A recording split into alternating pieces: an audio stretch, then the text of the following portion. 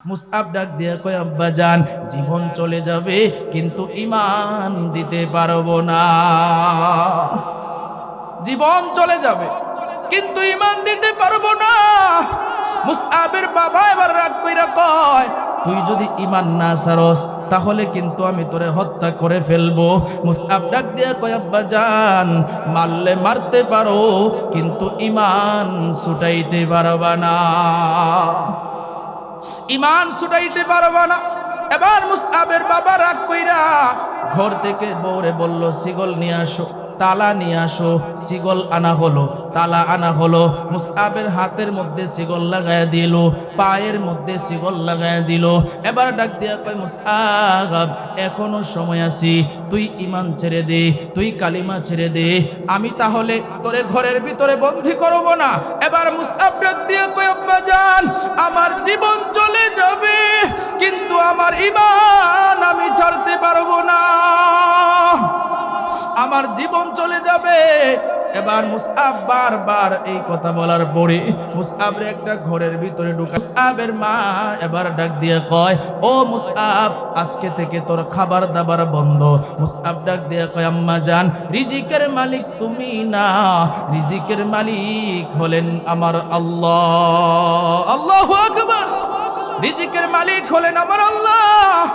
আল্লাহর পয়গম্বর কোরআন থেকে আমারে শিখাইছে, ওয়া মাইয়াত্তাকিল্লাহা ইয়াজআল লাহু মাখরাজা ওয়া ইয়ারযুকুহু মিন হাইসু লা ইয়াহতাসিব।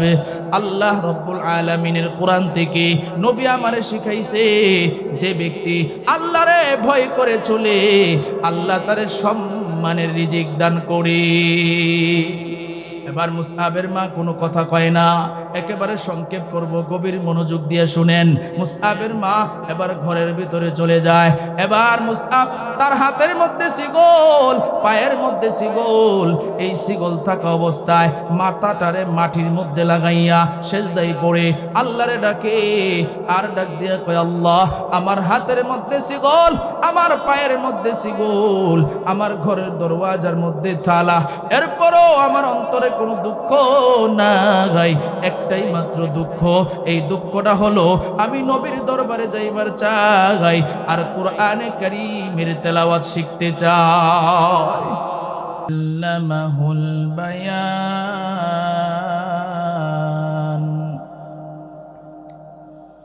وقال النبي صلى الله عليه وسلم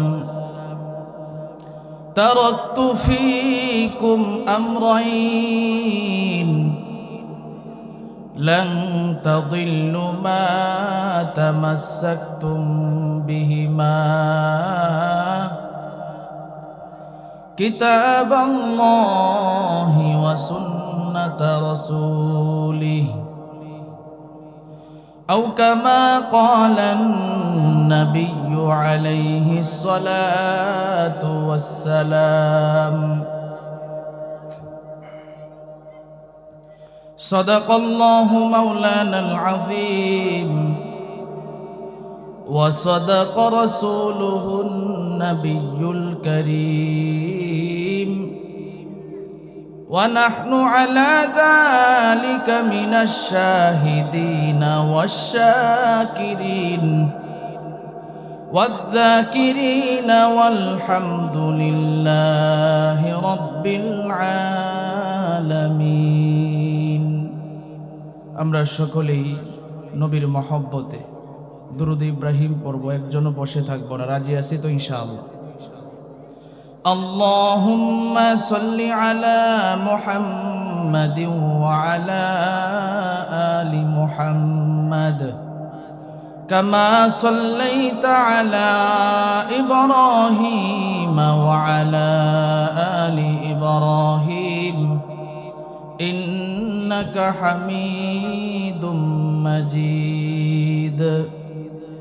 اللهم بارك على محمد وعلى آل محمد كما باركت على إبراهيم وعلى آل إبراهيم إنك حميد مجيد محمد آخر कुफ्र को मिटाया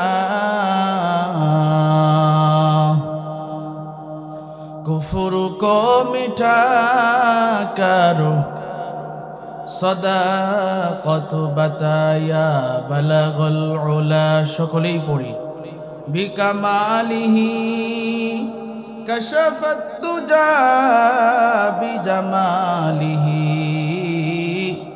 حسنت جميع خصاله صلوا عليه وآله ذكر করি لا إله إلا الله لا إله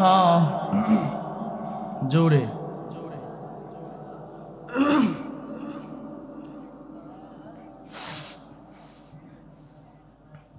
لا إله إلا الله لا إله إلا الله لا إله إلا الله لا إله إلا الله لا إله جور لا إله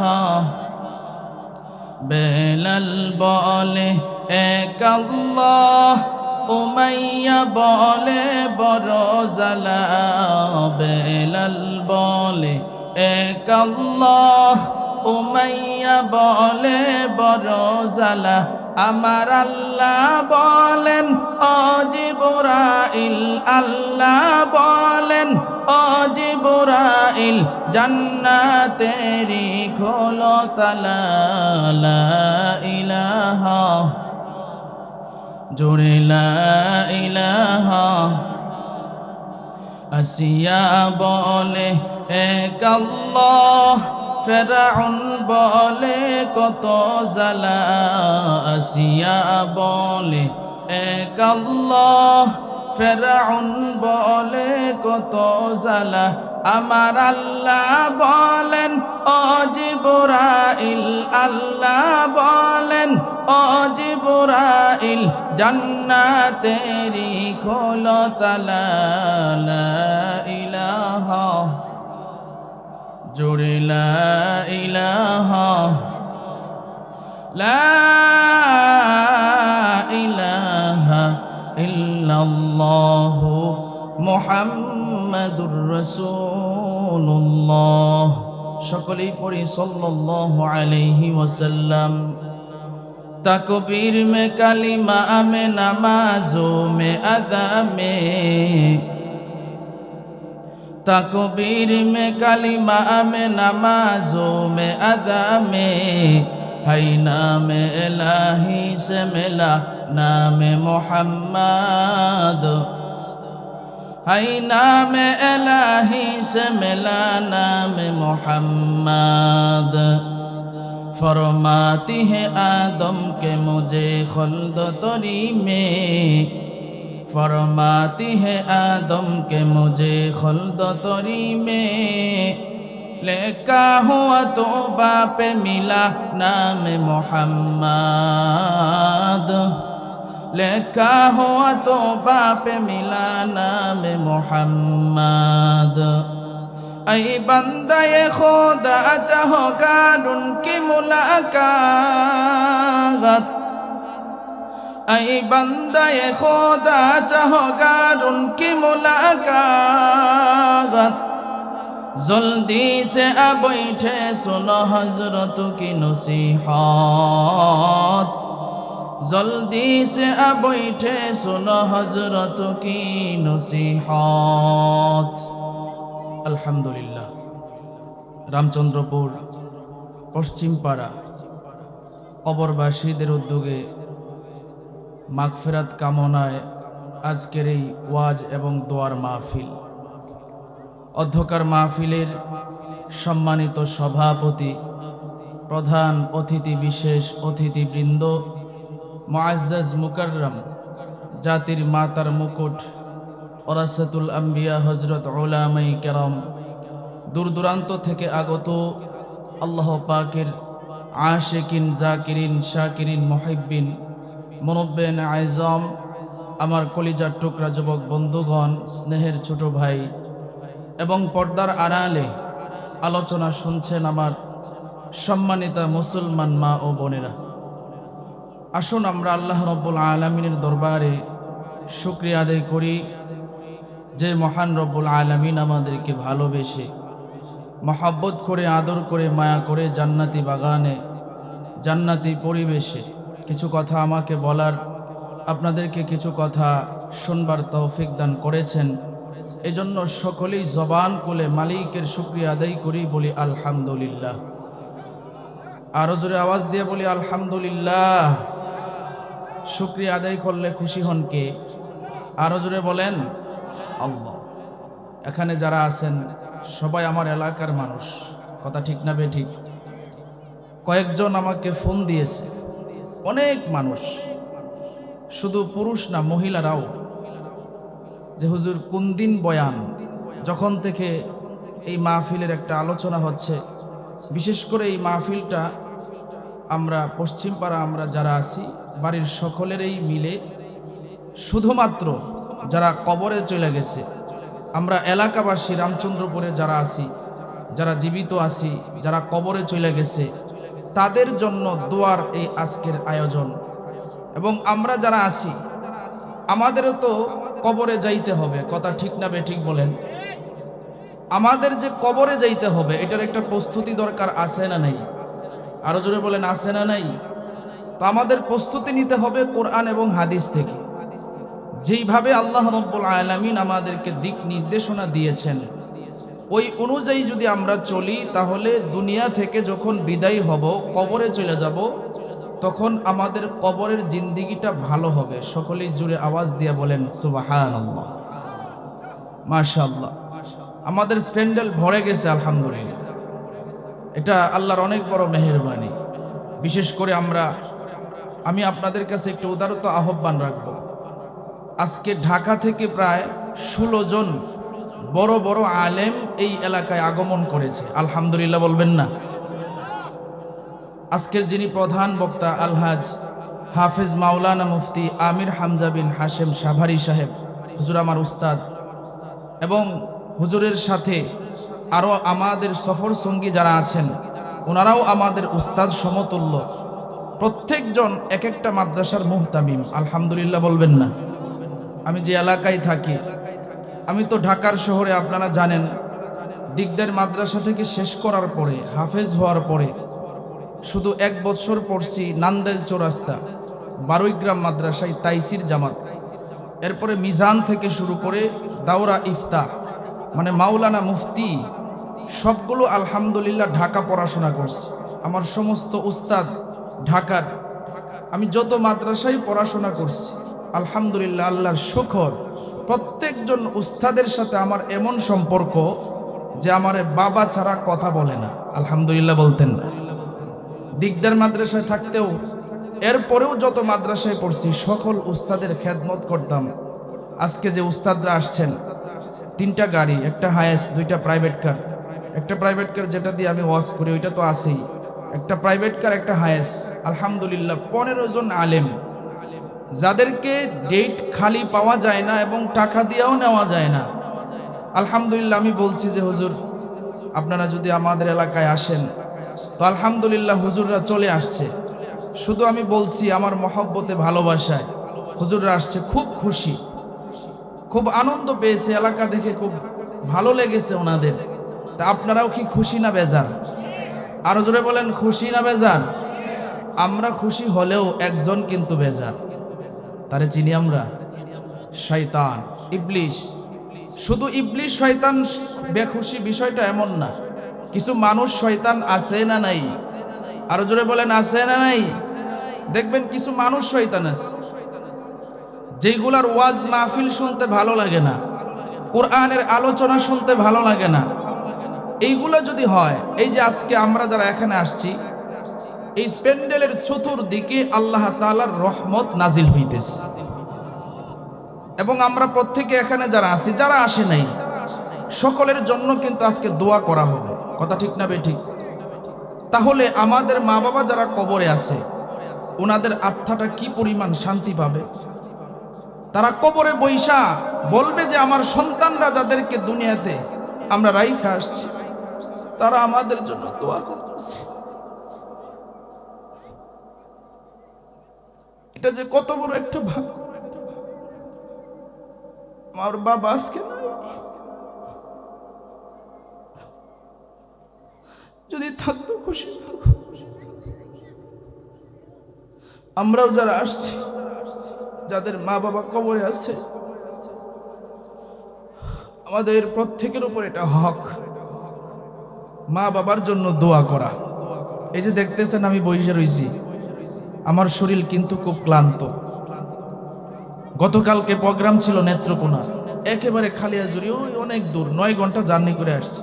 এর আগের দিন কুমিল্লা লাকসামে ছিল, আজকে এখানে আমাদের মাহফিল। এই মাহফিলে বয়ান করে রাত্রিবেলা আমরা সবাই ঢাকা যাব। ফজরের নামাজ পড়ে আবার বরিশাল ভোলা বুরহানুদ্দিনে বয়ান। আল্লাহ সুস্থ রাখছেন আলহামদুলিল্লাহ। 3 দিন 4 দিন ধরে মাত্র 1.5 ঘন্টা ঘুমাইছি। কয় ঘন্টা? আল্লাহ সুস্থ রাখছেন। তবে আমাদের এলাকার মানুষ আমার এত মহব্বত করে। অনেক মানুষ আমার ফোন দিছে, কখন আসবেন, দেখা করছে, কখন বয়ানে বসবেন। উস্তাদরা আসছে, আমি তো পেরেশানি, দৌড়াদৌড়ি করতেছি। 15 জন মেহমান, অনেক বড় বড় আলেম, মুফতি, ওনাদেরও তো একটা খেদমতের ব্যাপার স্যাপার আছে। কথা ঠিক কিনা? আপনারা আমার জন্য দোয়া করবেন তো ইনশাআল্লাহ? দোয়া করবেন তো ইনশাআল্লাহ? অনেক মানুষ এমন আছে যারা খুব ভালোবাসে, মহব্বত করে। আর অনেক মানুষ আছে বুঝে না যে নিজের কোনো সন্তান যদি একটা ভালো সন্তান হয়, আগাইতে পারে। অনেক মানুষ আছে হিংসা করে, আছে না নেই? তবে আল্লাহ রাব্বুল আলামিন যাকে সম্মান দেয়, ইজ্জত দেয়, হিংসা করে, তার সমালোচনা করে কেউ কিচ্ছু করতে পারে?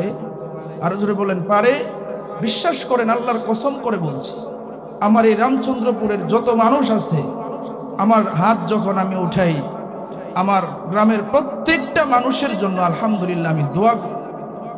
আমি ঢাকার শহরে যে মসজিদে জুমা পড়াই, 3 তলা মসজিদ, পাশে এটার সাথে জায়গা হয় না, প্রায় 2500 থেকে 3000 মানুষ হয়। শুক্রবারে আমি আপনাদের জন্য দোয়া করি, সকলের জন্য। সবাই আমার জন্য দোয়া করবেন তো ইনশাআল্লাহ? তো আমরা যারা আসছি, আপনাদের কাছে একটু উদারত আহ্বান থাকবে। অনেক মা বোনেরা আসছে, অনেক মা বোনেরা, আপনারাও যারা আছেন শেষ পর্যন্ত থেকে, আমার পরপরে উস্তাদ আসবেন ইনশাআল্লাহ। উনি আলোচনার মাধ্যমে আমাদের আজকের মাহফিল সমাপ্ত হবে। তো আমরা যারা আছি, কারা কারা শেষ পর্যন্ত থাকবো, একটু হাত উঠায় আল্লাহরে দেখাই। নারায়ে তাকবীর, নারায়ে তাকবীর। সকলে বলেন মারহাবা। আরো জোরে বলেন মারহাবা। চিৎকার দিয়ে বলেন তো, আমরা যে মাহফিলে আসছি আনছেন কে? আরো জোরে বলেন, কে তৌফিক দিয়েছেন? কে? তোআতে তৌফিক তোআত হামজতু ই আমানত ওয়া ইজাবত হামজতু। তোআতে তৌফিক তোআত হামজতু ই আমানত ওয়া ইজাবত হামজতু। तौफीक से होती है ये नेमतों की खजीना, तौफीक से होती है ये नेमतों की खजीना। हर मर्दों की ताबों तो किया और है निशाना, हर मर्दों की ताबों तो किया और है निशाना। ऐ बंदे खुदा चाहूँगा उनकी मुलाकात, जल्दी से अब बैठे सुनो हजरतों की नसीहत, जल्दी से अब बैठे सुनो हजरतों की नसीहत। এরে নবীর উম্মতের দল, আল্লাহ রাব্বুল আলামিন আমাদেরকে এখানে আনছেন। আল্লাহ যদি তৌফিক না দিতেন এই মাহফিলে আসা আমাদের জন্য সম্ভব ছিল না। কথা ঠিক কিনা বলেন? আজকে আমাদের কত মতো মানুষ রাস্তাঘাটে ঘুরে, দোকানপাটে বসে আড্ডা দেয়, চায়ের দোকানে বসে আছে না নাই? আরো জোরে আওয়াজ দিয়া বলেন, আছে না নাই? আরে ভাই, আল্লাহ রাব্বুল আলামিন আমার এমন একটা দামি জায়গায় আনছেন, যেই জায়গার মধ্যে পৃথিবীর শ্রেষ্ঠ কিতাব কোরআনে কারীম, এই কোরআনে কারীমের আলোচনা হইতেছে। কথা ঠিক কিনা বলেন? আজকে আমাদের কপাল কত ভালো। নবী ডাক দিয়া কয়, এই জায়গার মধ্যে যারা আসবে, যারা আলোচনা শুনবে, যারা এটার আয়োজন করবে, নবী ডাক দিয়া কয় তিন দলের সগীরা গুনাহ আল্লাহ মাফ করিয়া দেয়। শুধু তাই নয় রে ভাই, নবী ডাক দিয়া কয় এই প্যান্ডেলের ভিতরে যারা বসবে তারা জান্নাতি বাগানের ভিতরে বসলো। সুবহানাল্লাহ। কোন আজকে আমরা এখানে যারা আসলাম গভীর মনোযোগ দিয়া কথাগুলো বুঝবো। সর্বপ্রথম আমি বুঝাইবো আমাদের কত দাম। আজকে আমাদের দাম আমরা বুঝি না, আমাদের কত দাম। আমরা এখানে যারা আছি আমাদের একটা পরিচয় হইল আমরা মানুষ। কথা ঠিক কিনা বলেন? আজকে আমাদের একটা পরিচয় আমরা মানুষ। একবার কি ভেবে দেখেছেন আমরা কোনোদিন আল্লাহর কাছে দরখাস্ত করি না, আল্লাহ আমাদেরকে মানুষ বানাও? আল্লাহ রাব্বুল আলামিন বিনা দরখাস্তে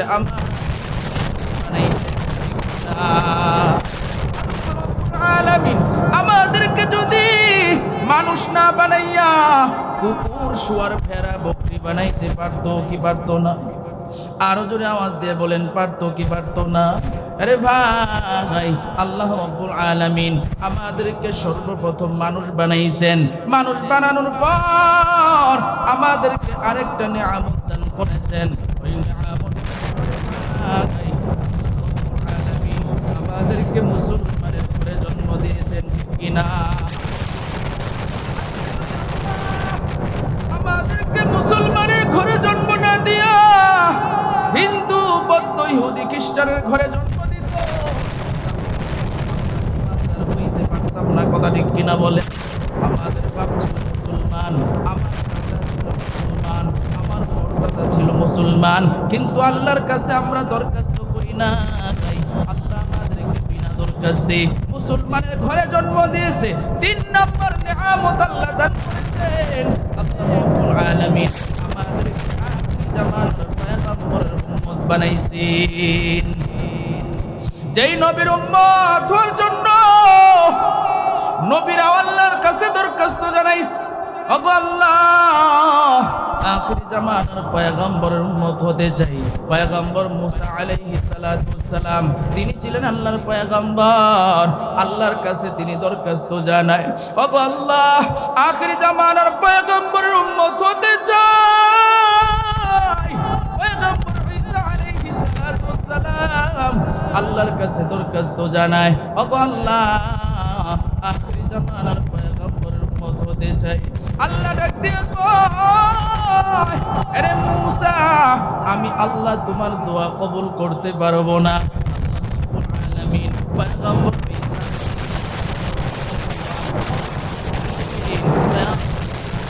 ইমাম মাহদি আলাইহিস সালাতু ওয়াস সালাম আসবে। আল্লাহ রাব্বুল আলামিন পয়গম্বর ঈসা আলাইহিস সালাতু ওয়াস সালাম রে পাঠাবেন, নবী হিসাবে পাঠাবেন না, আখিরি জামানার পয়গম্বরের উম্মত হিসাবে পাঠাবেন। তাহলে চিন্তা করে দেখেন আমাদের কত দাম। আজকে এমন মায়ার নবীর উম্মত আল্লাহ আমাদেরকে বানাইছে, যেই নবী রাস্তা দিয়ে হাঁটলে মেঘের খণ্ড আয়েশা নবীর মাথায় ছায়া দিত। এমন মায়ার নবীর উম্মত আল্লাহ আমাদেরকে বানাইছে, যেই নবীর জন্য মাছ পাগল, গাছ পাগল, গর্তের বিষাক্ত সাপ পর্যন্ত পাগল। আল্লাহু আকবার বলেন। সাপ নবীর জন্য পাগল। আবু বকর যখন নবীর নিয়া হিজরতে যায় মদিনার দিকে, এবার নবী ডাক দিয়ে কয়, ও আবু বকর আমার শরীরটা বড় ক্লান্ত লাগতেছে, আমার একটু মন চায় আমি যেন একটু রেস্ট করতে পারি, আরাম করতে পারি। আবু বকর ডাক দিয়ে কয়, ওগো পয়গম্বর, আমরা কোথায় আরাম করব? নবী ডাক দিয়া কয়, আবু বকর, এখানে একটা হেরার গুহা আছে, এই গুহার মধ্যে আমরা একটু আরাম করি। নবীরে নিয়া আবু বকর গুহার ভিতরে ঢুকলো। গভীর মনোযোগ দিয়ে বুঝবেন, সাপ নবীর জন্য কেমনে পাগল। এবার নবীর আবু বকরকে নিয়া যখন গুহার ভিতরে ঢুকে রে ভাই, এবার সাপ একটা গর্তের মধ্যে ছিল। আবু বকর ঢোকার পরে দেখে প্রত্যেকটা গর্তের মুখ দেখা যায়। আবু বকর চিন্তা করলো, নবী এই গুহার ভিতরে ঢুকছে, যদি নবীর কোনো ডিস্টার্ব হয়, এই জন্য আবু বকরের গলার মধ্যে ছিল একটা চাদর। ওই চাদরটা নিয়া আবু বকর প্রত্যেকটা গর্তের মুখ বন্ধ করে দেয়। আবু বকর গর্তের মুখ বন্ধ করে দেয়। এবার নবীর ডাক দিয়ে কয়, ওগো পয়গম্বর, আপনি একটু আরাম করেন, এখানে তো বালিশ নাই। ওগো পয়গম্বর, আমার উরাতটা আপনার জন্য বালিশ বানায়া দিলাম। আবু বকর যখন এই কথা কয়, নবী ডাক দিয়ে কয়, আবু বকর, তুমি আমার এত ভালোবাসো, তোমার শরীরটাও তো বড় ক্লান্ত, তোমার কি একটু ঘুমাইতে মন চায় না? আবু বকর ডাক দিয়া কয়, পয়গম্বর, আমার কোনো কষ্ট হয় না, আপনার পাহারাদারি করে আমার মনে শান্তি পাই। ওগো পয়গম্বর, আপনি আমার উরাতের মধ্যে মাথা রাইখা ঘুমায় যান। নবী আবার আবু বকরের উরাতের মধ্যে মাথা রাইখা যখন ঘুমায়, গর্তের মধ্যে ছিল বিষাক্ত সাপ। সিরাত ইবনে হিশাম কিতাবের মধ্যে আসছে, ওই সাপটা একদিন দুই দিন নয়, 1000 বছর আগে থেকে এই গর্তের মধ্যে অপেক্ষমান। কেন অপেক্ষমান?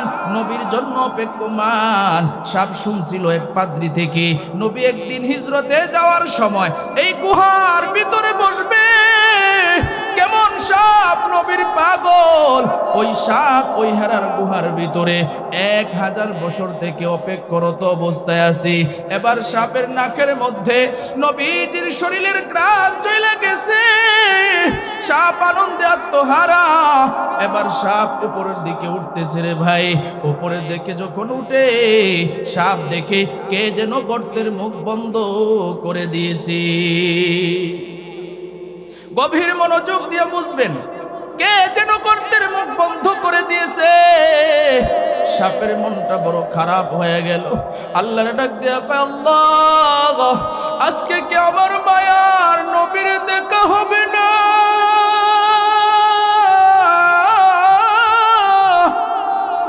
আমার মায়ার নবীর চেহারা কিনি দেখতে পারবো না। সাপ যখন আল্লাহর কাছে এই কথা কয়, এবার সাপ আরেকটা গর্ত দিয়ে উঠতে যায়। আরেকটা গর্ত দিয়ে যখন উঠে, এবার দেখি একটা মানুষের পাও দেখা যায়। আবু বকর পায়ের গোড়ালি দিয়া গর্ত বন্ধ করে রাখছে। এবার পায়ের গোড়ালি যখন দেখা যায়, আবু বকরের পায়ের মধ্যে সাপের মাথা দিয়া বারবার ধাক্কা দেয়। আর ডাক দিয়া কয়, আবু বকর ভাই, নবীরে দেখার জন্য মনটা বড় পাগল, তুমি একটু পাটা সরাও। আবু বকর বলে, না না, আমি পা সরাবো না, কারণ আবু বকর তো নবীর পাগল। সাপ যদি বাহির হয়, নবীজির ঘুমের ডিস্টার্ব হবে, এই জন্য আবু বকর পা সরায় না। আবু বকর পা সরায় না। সাপ বারবার মাথা দিয়ে ধাক্কা দেয়, আবু বকর পা সরাই না। এবার সাপ চিন্তা করে, নবীরে কিভাবে আমি দেখব। এবার সাপ তার বিষ দাঁত দিয়া আবু বকরের পায়ের মধ্যে কামড় বসায়া দিয়েছে। আবু বকর যখন কামড় খেয়েছে, আবু বকরের শরীরের মধ্যে বিষ সমস্ত শরীরের মধ্যে সরায়া গিয়েছে। আবু বকর ডাক দিয়া কয়, আমার নবীর কষ্ট হবে, আমি পা সরাবো না। সাপের বিষের বেদনার কারণে আবু বকরের চেহারা ছিল সুন্দর, লাল মানুষ ছিল। আবু বকরের চেহারাটা নীল বর্ণের হয়ে গেছে। আবু বকরের চোখ দিয়ে ঝরঝর করে পানি পড়তেছে। আবু বকরের এক ফোঁটা পানি নবীর চেহারা মুবারকের মধ্যে যখন পড়েছে রে ভাই, আবু বকরের চোখের পানি চোখখানি নবীর চেহারার উপরে পড়ার পরে নবীর ঘুম ভেঙে গেছে। নবী এবার আবু বকরের দিকে তাকাইয়া দেখে আবু বকরের চেহারা কেমন জানি নীল বর্ণের হয়ে গেছে। নবী ডাক দিয়া কয়, ও আবু বকর, তোমার চেহারাটা কেন নীল বর্ণের হয়ে গেছে? এবার আবু বকর ডাক দিয়া কয়, ওগো পয়গম্বর, আমার চেহারা কেন নীল বর্ণের হয়ে গেছে জানেননি? এই গুহার মধ্যে একটা গর্তের মধ্যে ছিল একটা বিষাক্ত সাপ।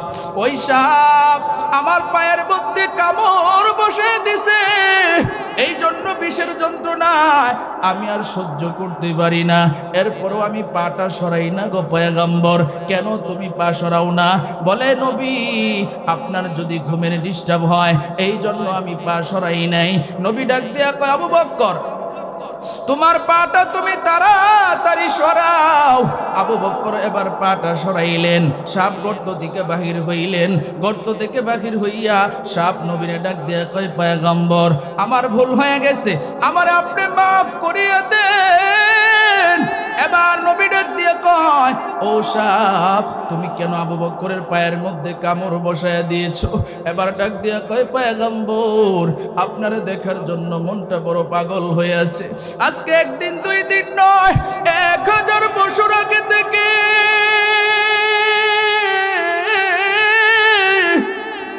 আপনারে দেখার জন্য অপেক্ষমান। ওগো পয়গম্বর, আমার ভুল হয়ে গেছে, আমারে আপনি মাফ করিয়া দেন।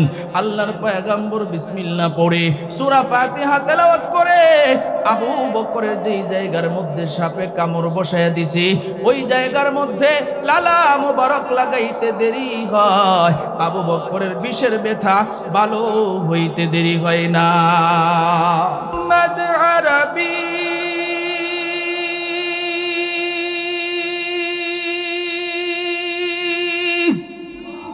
आया नबी रास्ते पे शुआ आलम हुआ उसकी पैदाइश से उजाला आलम हुआ उसकी पैदाइश से उजाला शफीउल हुमम हमारा नबी रोज क़यामत शफाअत करेगा अल्लाह के पास गुनाहगार उम्मत शफाअत करेगा अल्लाह के पास गुनाहगार उम्मत। কেমন মায়ার নবীর উম্মত আল্লাহ আমাদেরকে বানাইছে। নবী আল্লাহর কাছে ডাক দিয়া কয়, আল্লাহ, আমার তো উম্মতের হায়াত কম, অন্য অন্য নবীরও হায়াত বেশি, উম্মতেরও হায়াত বেশি। আল্লাহ ডাক দিয়া কয়, ও বন্ধু, আপনি আমার কাছে কি বলবেন? আল্লাহর কাছে নবী ডাক দিয়া কয়, ও আল্লাহ, আমার তো উম্মতের হায়াত কম, আমার উম্মতেরা এত নেক আমল কেমনে করবে? আল্লাহ ডাক দিয়া কয়, বন্ধু রে, আপনার উম্মতের হায়াত কম হইতে পারে, কিন্তু আমি আল্লাহ আপনার উম্মতের এই কম হায়াতের মধ্যে বরকত দিয়ে দিছি বেশি। এই কম হায়াতের মধ্যে আমি আল্লাহ বরকত দিয়ে দিছি বেশি। আল্লাহ রাব্বুল আলামিন নবীরে ডাক দিয়ে কয়, ওগো পয়গম্বর, আপনার কোন উম্মত যদি এশারের নামাজটা আদায় করিয়া ঘুমাইয়া যায়, এরপরে যদি ফজরের নামাজে জামাতে শরীক হয়, আপনার উম্মতেরা সারা রাত ঘুমায়া থাকবে ঠিক, কিন্তু আপনার উম্মতের আমল নামায় আমি সারা রাত নফল নামাজের সব দিয়ে দিব। তাহলে চিন্তা করে দেখেন, আমাদের দাম কম না বেশি? আর জোরে বলেন, কম না বেশি? কিন্তু আফসোস এবং পরিতাপের বিষয় হলো আজকে সেই নবীর আদর্শ আমাদের ভিতরে নাই। কথা ঠিক কিনা বলেন? আরো জোরে আওয়াজ দিয়ে বলেন, ঠিক কিনা? সেই নবীর আদর্শ আজকে আমাদের ভিতরে নাই। আজকে রাস্তা দিয়ে একটা মুসলমানের সন্তান হাঁটে, হিন্দুর সন্তানও রাস্তা দিয়ে হাঁটে, দেখবেন মুসলমানের মাথায়ও টুপি নেই, হিন্দুর সন্তানের মাথায়ও টুপি নেই, মুসলমানের গালে দাড়ি নেই, আর হিন্দুর গালে তো দাড়ি লাগাবেই না। হিন্দুর শরীরে সুন্নতি জামা নাই, মুসলমানের শরীরেও সুন্নতি জামা নাই। আপনারা একটু জবাব দিবেন, তাহলে হিন্দু আর মুসলমানের মধ্যে পার্থক্য কি হইল? কথা ঠিক কিনা বলেন? আরো জোরে আওয়াজ দিয়ে বলেন, ঠিক কিনা? আফসোস, আজকে যেই নবী আমাদের জন্য এত কষ্ট করেছেন, মুয়াজ্জিন যখন আজান দেয় তখন হিন্দু মসজিদে যায় না, মুসলমানের সন্তান মসজিদে যায় না, বাড়িতেও নামাজ আদায় করে না। তাহলে একটু জবাব দিবেন, হিন্দু আর মুসলমানের মধ্যে পার্থক্য কি হইল? কথা ঠিক কিনা বলেন? হিন্দু তো নামাজ পড়বে না, তার মধ্যে ঈমান নেই। আপনি তো মুসলমান, আপনার ভিতরে ঈমান আছে, তাহলে আপনি কেন মসজিদে যান না? আপনি কেন নামাজ পড়েন না? আল্লাহর কাছে জবাব দিতে হবে কি হবে না? আরো জোরে বলেন, হবে কি হবে না? এই জন্য ভাইয়েরা আমার, আল্লাহর কাছে আমরা কিভাবে দামি হব, এই কথাটাই আমি আপনাদেরকে বলবো। আমরা বড় দামি আল্লাহর কাছে কেন? আখিরি জামানার উম্মত হিসেবে আল্লাহর কাছে আমাদের দাম বেড়ে গেছে। জোরে আওয়াজ দিয়ে বলেন সুবহানাল্লাহ। আল্লাহর কাছে আমাদের দাম বেড়ে গেছে। এই জন্য আল্লাহ রাব্বুল আলামিন কোরআনে বলতেছেন কিভাবে আল্লাহর কাছে দামি হওয়া যায়, এই মেসেজটাই আমি আপনাদেরকে দিব। আল্লাহ বলেন, আর রহমান, দয়াময় আল্লাহ, আল্লামাল কোরআন, যিনি শিক্ষা দিয়েছেন কোরআন, খলাকল ইনসান, যিনি সৃষ্টি করেছেন মানুষ। আল্লাহ রাব্বুল আলামিন আমাদেরকে ডাক দিয়া কয়, দয়াময় আল্লাহ, যিনি কোরআন শিখায়া এরপরে মানুষ বানাইছেন। জুড়ে আওয়াজ দিয়ে বলেন সুবহানাল্লাহ। এখন আপনারা এখানে যারা আছেন একটু বুঝেন, আল্লাহ যে বলছেন দয়াময় আল্লাহ কোরআন শিখায়া এরপরে মানুষ বানাইছেন, আচ্ছা আপনারা একটু জবাব দিবেন, মানুষ দুনিয়াতে আগে আসে নাকি কোরআন আগে শিখে? আগে দুনিয়াতে আসে, এরপরে আস্তে আস্তে বড় হয়, এরপরে কোরআন শিখে। তাহলে আল্লাহ কেন বললেন যে আল্লাহ কোরআন শিখায়া এরপরে মানুষ বানাইছে? আল্লাহ মূলত বুঝাইতেছে, ও আমার উম্মতেরা, ও আমার বান্দারা, আমি আল্লাহর কাছে ওই মানুষটা দামি, ওই মানুষটা প্রিয়, যেই মানুষটার ভিতরে কোরআনের ইলম আছে, কোরআন অনুযায়ী চলে, কোরআন অনুযায়ী জীবন যাপন করে, কোরআন অনুযায়ী নিজের সামাজিক জীবন পরিচালনা করে, ওই মানুষটাই হইল আমি আল্লাহর কাছে দামি। জুড়ে আওয়াজ দিয়ে বলেন আল্লাহু আকবার। আল্লাহ বলেন প্রকৃত মানুষ তারাই যারা কোরআন শিক্ষা করে, যারা কোরআন শিক্ষা করে, কোরআনের উপরে আমল করে। এটা নবীর মাধ্যমে আবার আমাদের জন্য সার্টিফিকেট বানায়া দিবেন। নবীজির মাধ্যমে কিভাবে সার্টিফিকেট দিবেন? খায়রুকুম মান তাআল্লামাল কুরআনা ওয়া আল্লামা। নবীজি ডাক দিয়ে বলতেছে, সমস্ত পৃথিবীর মধ্যে কোনো ডাক্তার উত্তম না, কোনো ডক্টর উত্তম না, কোনো ইঞ্জিনিয়ার উত্তম না, কোনো জজ উত্তম না, কোনো ব্যারিস্টার উত্তম না, কোনো মানুষই উত্তম না। তাহলে কোন মানুষটা উত্তম? রাসূল এবার উত্তম মানুষটাকে এই কথাটা বলে, খায়রুকুম মান তাআল্লামাল কুরআনা ওয়া আল্লামা। রাসূল ডাক দিয়া কই, জানো তাহলে কোন মানুষটা আল্লাহর কাছে উত্তম? ওই মানুষটাই উত্তম যে ব্যক্তি কোরআন শিখে এবং শিখায়। চিৎকার দিয়ে বলেন আল্লাহু আকবার। তাহলে আমি যে বললাম ডক্টর, ডাক্তার, ইঞ্জিনিয়ার, জজ, ব্যারিস্টার, তারা কি তাহলে উত্তম না? তারা কিভাবে উত্তম হবে? এই যে আল্লাহ বলছেন আর রহমান আল্লামাল কোরআন খলাকল ইনসান, তারা উত্তম হতে পারবে, দুনিয়ার সব শিক্ষা গ্রহণ করতে পারবে, কোনো সমস্যা নাই। তবে এতটুকু ইলম তার ভিতরে ঢুকাইতে হবে। রাসূল আবার আরেক হাদিসে বলেন, তলাবুল ইলমি ফারিদাতুন আলা কুল্লি মুসলিম, প্রত্যেকটা নরনারীর উপরে এতটুকু ইলমে দ্বীন শিক্ষা করা ফরজ যতটুকু তার চলার জন্য প্রয়োজন। আমরা যে নামাজ পড়ব, নামাজের জন্য ইলমের দরকার আছে না নাই? আরো জোরে বলেন আছে না নাই? যদি আমাদের ভিতরে ইলম না থাকে, কিভাবে নামাজ পড়তে হয় এটা তো আমরা জানবো না। কথা ঠিক কিনা বলেন? কিভাবে উযু করতে হয় এটা আমরা জানবো না। উযু ভাঙ্গার কারণ হচ্ছে 7টি। এই 7টি কারণ যদি কোনো মুসলমান না জানে, আপনারা একটু জবাব দিবেন। তাহলে এই 7টা কারণ যদি তার ভিতরে থাকে, এক উযু করছে, এরপরে 7টা কারণ তার ভিতরে আইসা গেছে, তাহলে তার উযু থাকবে না ভাঙবে? আরো জোরে বলেন, থাকবে না ভাঙবে? অনেক সময় অনেক মানুষ আমাদের কাছে এসে জিজ্ঞেস করে, হুজুর আমি তো উযু করছিলাম, তো আমার হাঁটু উদাম হয়ে গেছে। কি উদাম হয়েছে? হাঁটু। এখন আমার উযু কি আছে না নাই?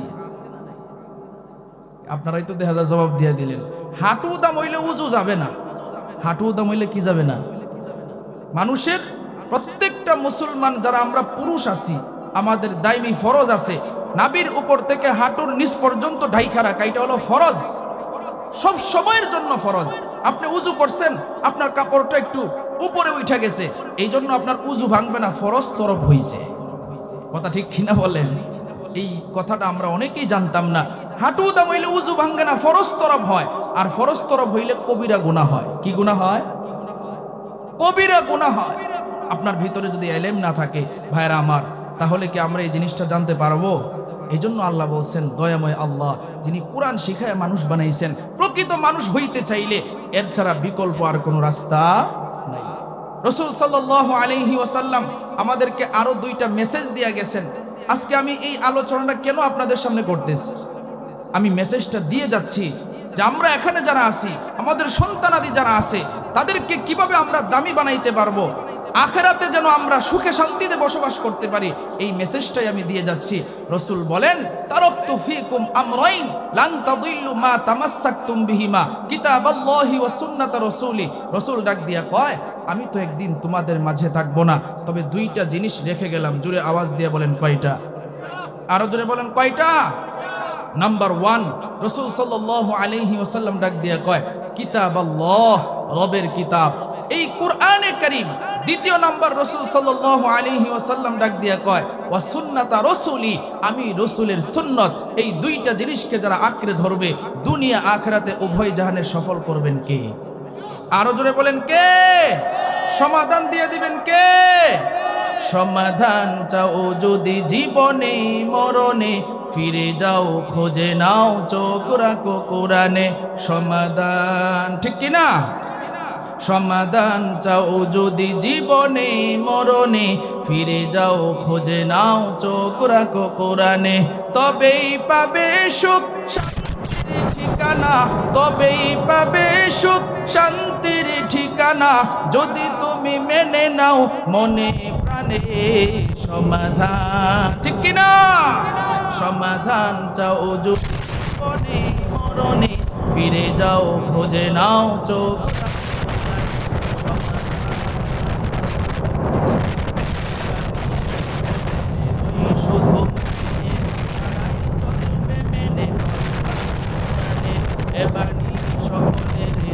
শুধু মুমিনের, যারাই চলবে মেনে ফল পাবে কোরআনের। ঘরে বলো কি রাষ্ট্রে বলো, অশান্তি দূর করে শান্তি আনে সমাধান, ঠিক কিনা? সমাধান চাও যদি ফিরে যাও খুঁজে নাও চোখ রাখো কোরআনে। সমাধান, মারহাবা কোন? আরো জোরে বলেন মারহাবা। এই জন্যই দেখবেন নাস্তিক বেঈমান মুরতাদ যারা আছে, তারা কখনোই এই জিনিসটা চায় না। মুসলমান কথা ঠিক কিনা বলেন? আরো জোরে বলেন ঠিক কিনা? নারায়ে তাকবীর। প্রধান বক্তার আগমন,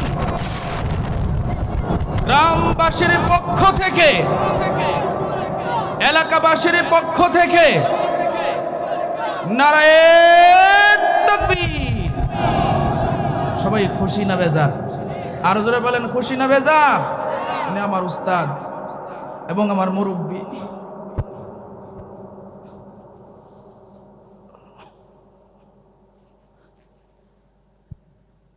উস্তাদের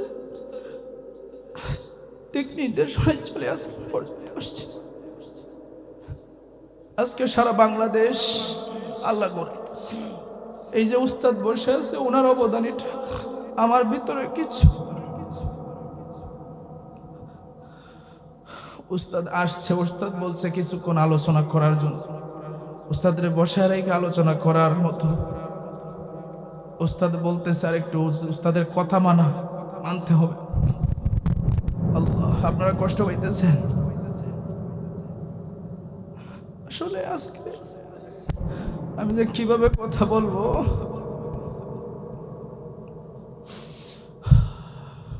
আমাদের কত কষ্ট। আমার বাবা চলে গেছে, চাচারা চলে গেছে, এলাকাবাসী অনেকেই চলে গেছে। তারা থাকলে আজকে কত খুশি হইত।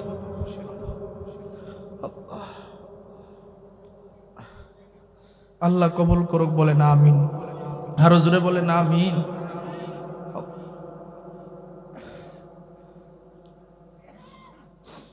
এই জন্য নাস্তিক বেঈমান মুরতাদ যারা আছে, তারা কখনোই চায় না যে কোনো মুসলমান কোরআন অনুযায়ী নিজের জীবন চালাক, চায় না। এই জন্য দেখবেন তারা বিভিন্নভাবে মুসলমানদেরকে বিভিন্নভাবে তারা ষড়যন্ত্র করতেছে কি করে নাই? আরো জোরে বলেন করতেছে কি করে নাই? আজকে এখানে যুবক ভাইয়ারা যারা আছেন, দেখেন আজকে মানুষ ছেলে সন্তান মেয়ে সন্তান নিয়ে অনেক চিন্তিত থাকে। কথা ঠিক কিনা বলেন? কেন যে ছেলেটার এত বড় করলাম, এত কষ্ট করলাম, নিজে কামলা দিয়া, এরপরে খেতে খামারে কাজ কইরা আজকে ছেলেরে বড় বানাইলাম, কিন্তু আজকে চিন্তা। কেন চিন্তা জানেন? আজকে আমরা ছেলে মেয়েদেরকে ভালোভাবে দিন শিখাইতে পারি নাই। কথা ঠিক কিনা বলেন? দিন শিখাইতে পারে নাই। নাস্তিক বেঈমান মুরতাদরা তাদের ভিতরে কি ঢুকাইছে যে কোরআন থেকে যেন তারা দূরে থাকে, বিভিন্ন ষড়যন্ত্র। আজকে এর মধ্যে এক নাম্বার ষড়যন্ত্র হইল মোবাইলের ষড়যন্ত্র। কথা ঠিক কিনা বলেন? মোবাইলের ভিতরে এমন এমন জিনিস ঢুকাইয়া দিছে, আজকে যুবকের চেহারায় নূর নাই। যুবক, একটা টাটকা যুবক, বয়স মাত্র 18-20, এই যুবকের চেহারার দিকে তাকাইলে মনে হয় সে অবস্থা সব শেষ হয়ে গেছে। এই গুনার কারণে আজকে তার সব শেষ। এটা ইহুদি খ্রিস্টানের একটা চক্রান্ত, কিন্তু যুবকরা বুঝতেছে না। কথা ঠিক কিনা বলে? এটা থেকে বাঁচতে হইলে কোরআনের দিকে আসতে হবে। কোরআনের দিকে আসলে যে আল্লাহ কি পুরস্কার দিবেন, এটা বলেই আমার প্রাণপ্রিয় উস্তাদেরকে ইনশাল্লাহ দিয়ে দিব, যেহেতু হুজুর বলছেন আলোচনা করার জন্য। আর না হয় আমার সাহস নাই যে উস্তাদের পাশে রাইখা আলোচনা করবো। হুজুরে যেহেতু অনুমতি দিছেন, বলছেন, আদেশ করছেন, আদেশটা মানার জন্য। একজন সাহাবী ছিল, বুখারী শরীফের বর্ণনায় আসছে, ওই সাহাবীর নাম হচ্ছে হযরত মুসআব ইবনে উমাইর। সুবহানাল্লাহ বলেন। এই সাহাবী, তিনি যখন মুসলমান হয় নাই, আবু জাহিলে গিয়া বলতেছে, ভাতিজা, মক্কার মধ্যে সব জায়গায় যাইবা, তবে আব্দুল্লাহর ছেলে মুহাম্মদ সাল্লাল্লাহু আলাইহি ওয়াসাল্লাম তার কাছে যাইবা না। নাউজুবিল্লাহ কইতেন না, কারণ আবু জাহিলে তো নবীরে কম কষ্ট দেয় নাই। কথা ঠিক কিনা বলেন? আমরা তো ঢাকার শহরে থাকি, তো আমার মসজিদ থেকে, মহল্লা থেকে অনেক মানুষ দেখা যায় প্রত্যেক মাসে উমরা হজ করতে যায়। বড় হজ তো অনেকেই করে, আলহামদুলিল্লাহ। তো উমরা হজ করতে যায়, আয়েশা মুসাফাহা করে, এরপরে আমাদেরকে আতর হাদিয়া দে, তাসবিহ হাদিয়া দে, এরপরে জায়নামাজ হাদিয়া দে। এখন এক হাজি সাহেব আয়েশা আমারে বলতেছে, হুজুর, এই যে আপনার জন্য আতর আনলাম, তাসবিহ আনলাম, এটা আপনাকে হাদিয়া দিলাম। আমি বলছি আলহামদুলিল্লাহ। কিসের উদ্যোগে? বলে, হুজুর, আমি তো উমরা হজে গেছিলাম। আলহামদুলিল্লাহ বলে। আমি বলছি, আসেন বুকটা মিলাই, আল্লাহ যেন আমারেও কবুল করে। আপনারা যেহেতু অনেক মানুষ এখানে আছেন, আলহামদুলিল্লাহ, আমার উস্তাদও আছে, আমার উস্তাদেই আলহামদুলিল্লাহ দোয়া করছে, এবং সব বিষয়ে আলহামদুলিল্লাহ আমার দেখাশোনা করে। আপনারা দোয়া করবেন, এই বছর আমি উমরা হজ করার নিয়ত করছি, আল্লাহ যেন কবুল করে। আমার উস্তাদ আমার জন্য দোয়া করিয়া দিয়েছেন, আমার উস্তাদেই ইনশাল্লাহ আমারে নিয়ে যাবেন। আমার উস্তাদ বলছে, ইনশাল্লাহ তোমাকে মক্কা মদিনায় নিব। তো এই উমরা হজ ইনশাল্লাহ করার নিয়ত করছি, আল্লাহ যেন কবুল করে। আমিন বলেন, আরো জোরে বলেন আমিন। তো ওই হাজি সাহেব আসছে, আয়েশা বলে যে, হুজুর, উমরা হজ করে আসছি। আমি বলছি, ভালো, কি কি দেখছেন? হুজুর, আপনারা যে ওয়াজ করেন, আবু জাহেলের কথা কন, এই আবু জাহেলের বাড়ি দেখে আইছি। আবু জাহিলের কি দেখে আইছে? আমি বললাম, কি দেখছেন? হুজুর কইেন না, আবু জাহিলের বাড়ির মধ্যে খালি বাথরুম আর পেশাবখানা, বাথরুম আর পেশাবখানা। আমি কইছি, কি করছেন ওই জায়গায়? হুজুর কইেন না, যখন দেখলাম আবু জাহিলের বাড়ি আর দেখলাম বাথরুম আর পেশাবখানা, চিন্তা করলাম তুই নবীরে কম কষ্ট দিছস না। এখন কিভাবে এই প্রতিবাদটা করা যায়? পায়খানাও ধরে নাই, বাথরুমেও ধরে নাই, এখন কর্মটা কি? বাথরুমের দরজাটা খুললে ভিতরে ঢুকিয়া 3টা খুতান দিয়েছে। কয়টা খুতান দিছে? 3টা খুতান দিয়ে কয়, নবীর পক্ষে থাকছে। আবু জাহিল্লা, তুই থাকলে তোর মুহ আগলাম হইলে, তোর বাড়িতেই 3টা খুতান দিলাম, পায়খানা না করতে পারলাম, নবীর পক্ষে থাকলাম। আলহামদুলিল্লাহ বলে। ওই আবু জাহিল্লা বলছে, মুসআব, মক্কার মধ্যে সব জায়গায় যাইবা, তবে আব্দুল্লাহর ছেলে মুহাম্মদ সাল্লাল্লাহু আলাইহি ওয়াসাল্লাম তার কাছে যাইবা না। এবার মুসআবরে যখন এই কথা বলছে, মুসআবের মনের ভিতরে আসছে, ব্যাপারটা কি রে? মক্কার মধ্যে তো মানুষের অভাব নেই, কেন আমাকে ওনার কাছে যাইতে নিষেধ করলো? এই যে কেন? আচ্ছা, দেখে আসি তো এই আব্দুল্লাহর ছেলে মুহাম্মদ সাল্লাল্লাহু আলাইহি ওয়াসাল্লামের দরবারে কি হয়। সুবহানাল্লাহ কইতেন না? হেদায়েত যদি আল্লাহ দেয়, তাহলে কিভাবে দিবে এটা আল্লাহই ভালো জানেন। কথা ঠিক কিনা বলেন? মুসআব নবীর দরবারে চলে গেছে। দারুল আরকামে নবীজি বৈশা কোরআনের তালিম দিতেছেন। এবার মুসআব যায় দাঁড়াইছে, নবীজি কোরআন তেলাওয়াত করতেছেন, আর মুসআবের চোখ দিয়া ঝরঝর করে পানি পড়া শুরু হয়েছে। কারণ কোরআন তেলাওয়াত এটা তো আল্লাহর কালাম। কথা ঠিক কিনা বলেন? আমরা যখন নামাজ পড়াই, কোরআন তেলাওয়াত করি, বয়ান করি, দেখি অনেক মানুষের চোখ দিয়া ঝরঝর করে পানি পড়ে। আল্লাহর কসম করে বলি, আমাদের জবান পবিত্র জবান না, আমাদের জবান পবিত্র জবান না, তবে রসুলের জবান তো পবিত্র। কথা ঠিক কিনা বলেন? আল্লাহর কসম, রসুলের জবান পবিত্র, আমাদের তেলাওয়াত শুনে, আলোচনা শুনে যদি মানুষের চোখে পানি আসতে পারে, তাহলে রসুল যখন কোরআন তেলাওয়াত করতেন তাদের অবস্থাটা কি হইতো যারা শুনতো? কথা ঠিক কিনা বলেন? একদিন চইলা গেল, দ্বিতীয় দিন আবার চইলা গেল, সংক্ষেপ করে তৃতীয় দিন আবার চইলা গেল, চতুর্থ দিন যখন বিছানায় ঘুমাইছে, আগের দিন রাত্রে মুসআব বিছানায় ঘুমাইছে, একবার এই খাইতে হয় আরেকবার ওই খাইতে হয়, ঘুম আসে না, আর বলতেছে হারে নবীর জবানের কোরআন তেলাওয়াত এত মজা, এখনো সে মুসলমান হয় নাই, সকাল কখন হবে আর নবীর দরবারে গিয়া কোরআনে কারিমের তেলাওয়াত শুনবো। চিৎকার দিয়ে বলেন সুবহানাল্লাহ। সকাল হইতে দেরি, মুসআব নবীর দরবারে যাইতে দেরি নেই। এবার মুসআব নবীর দরবারে চলে গেছে, গিয়া দূরে দাঁড়ায়া কোরআনে কারিমের তেলাওয়াত শুনতেছে। নবী একজন সাহাবীরে ডাক দিয়া কয়, সাহাবী যাও গিয়া মুসআবরে নিয়ে আসো তো, ওই যে যুবকটা দাঁড়ায় রইছে ওই যুবকটারে নিয়ে আসো। ওই যুবকটার কাছে গিয়ে বলল, মুসআব ভাই নবী তোমারে ডাকতেছে। এই কথাটা বলতে দেরি হইছে, মুসআব একটা দৌড় দিতে দেরি হইছে না। আল্লাহু আকবার। মুসআব একটা দৌড় দিতে দেরি হয় নাই, নবীর দরবারে চলে আসছে। নবীর চেহারার দিকে তাকায় আছে, নবীর চেহারার দিকে তাকাইয়া এক পলক দিয়া রাখছে। নবী ডাক দিয়া কয়, ও যুবক তুমি কেন এইভাবে আমার দিকে তাকায় আছো? মুসআব ডাক দিয়া কয়, ওগো পয়গম্বর, আজকে 3 দিন যাবত দূরে দাঁড়াইয়া আপনার কোরআনে কারিমের তেলাওয়াত শুনতেছিলাম, আর আপনার চেহারার দিকে আমি তাকায়া দেখতেছিলাম।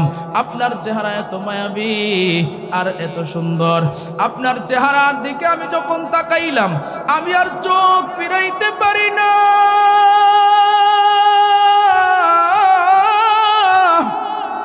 আপনার চেহারা এত মায়াবী, আপনার চেহারা এত সুন্দর। পয়গম্বর ডাক দিয়া কয়, আরে মুসআব তুমি আসলে কেন এখানে আসছিলা? ডাক দিয়া কয়, ওগো পয়গম্বর, আবু জাহেল আমারে নিষেধ করেছিল আপনার কাছে যেন না আসি। আমিও তো আপনার অবস্থা ভালোভাবে জানতাম না। আপনার কাছে যখন আসলাম, আপনার তেলাওয়াত যখন শুনলাম, আপনার মায়াবী চেহারা যখন দেখলাম, আমি আমার চোখের পানি রাখতে পারি না।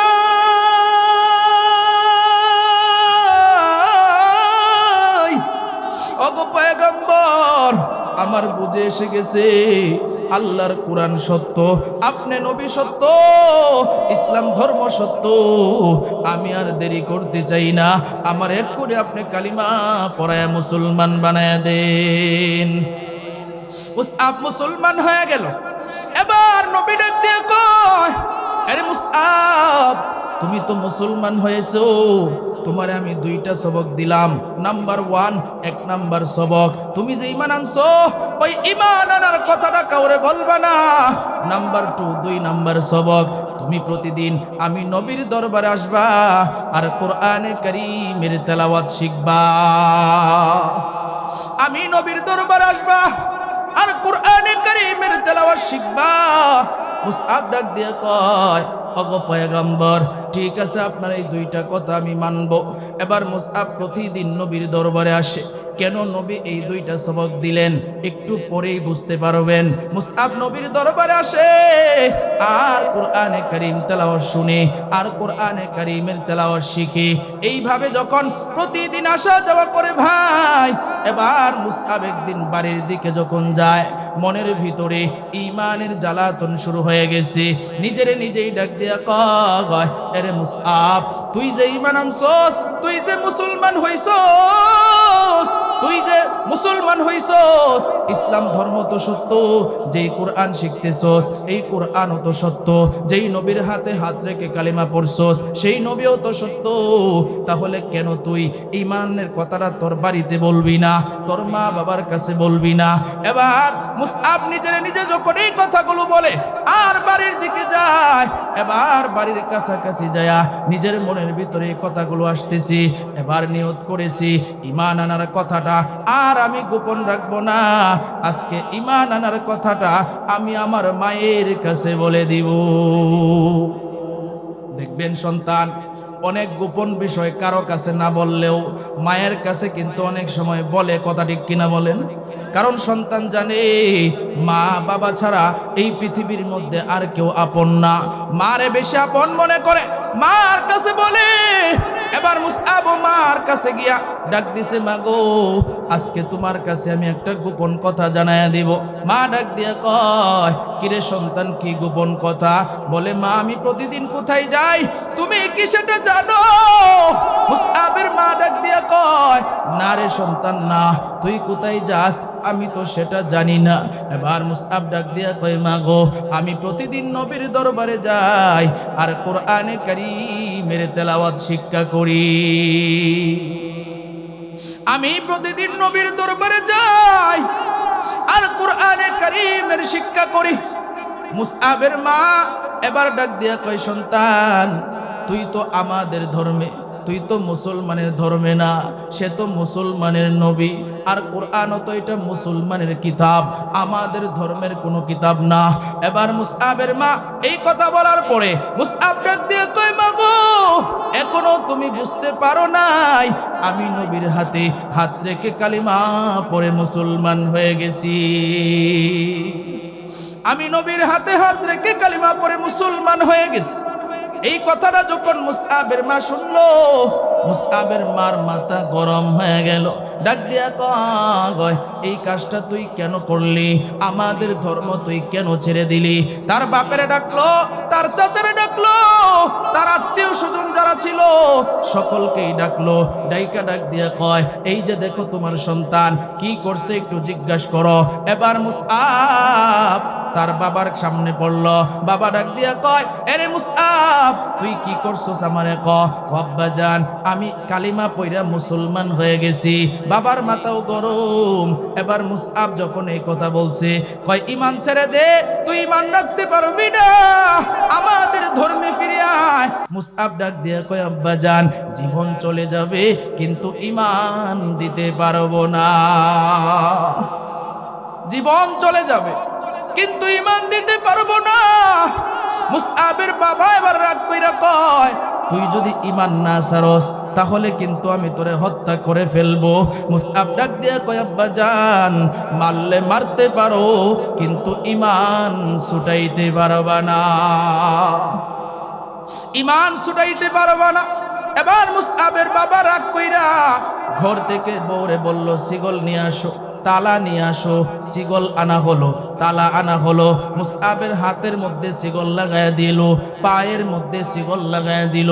এবার ডাক দিয়া কয়, মুসআব, এখনো সময় আছে, তুই ঈমান ছেড়ে দে, তুই কালিমা ছেড়ে দে, আমি তাহলে তোরে ঘরের ভিতরে বন্দী করব না। এবার মুসআব ডাক দিয়া কয়, আব্বা জান, আমার জীবন চলে যাবে কিন্তু আমার ঈমান আমি ছাড়তে পারবো না, আমার জীবন চলে যাবে।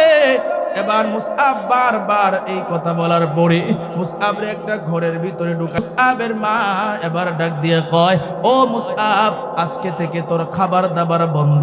মুসআব ডাক দিয়ে কয়, আম্মা জান, রিজিকের মালিক তুমি না, রিজিকের মালিক হলেন আমার আল্লাহ। আল্লাহু আকবার। রিজিকের মালিক হলেন আমার আল্লাহ। আল্লাহর পয়গম্বর কোরআন থেকে আমারে শিখাইছে, ওয়া মাইয়াত্তাকিল্লাহা ইয়াজআল লাহু মাখরাজা